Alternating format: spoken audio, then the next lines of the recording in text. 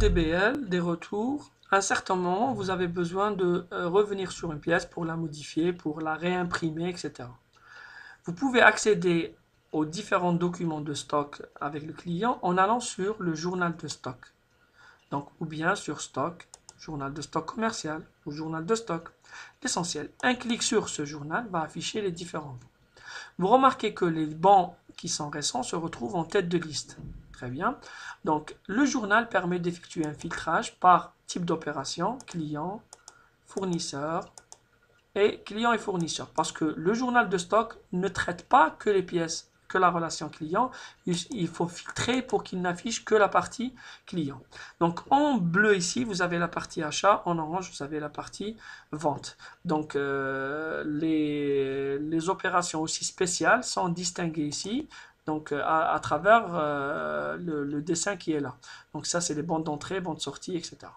Donc, vous pouvez aussi filtrer par famille, par nom, par région, par wilaya, par catégorie des pièces, parce qu'aussi on peut suivre les bons et leurs réclamations. Donc, changer de catégorie pour ce document. Ça va dire, par exemple, qu'il y a un problème sur la livraison qui est là, elle a été rejetée par le client, et ainsi de suite. D'accord? Donc, les couleurs, on a déjà vu.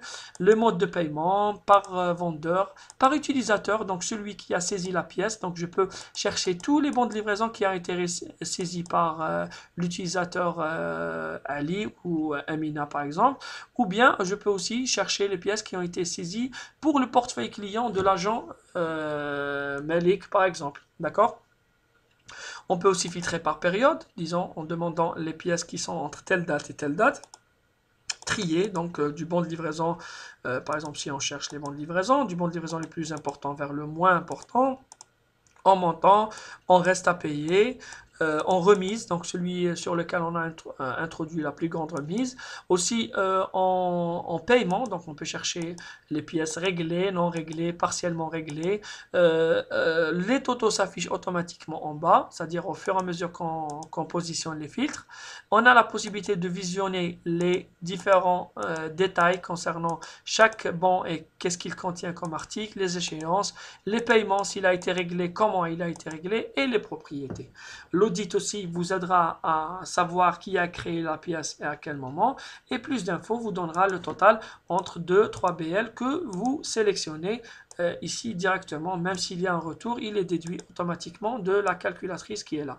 Donc, de cette manière, vous accédez à vos pièces. Vous pouvez aussi effectuer des transformations en facture, en BL, en proforma.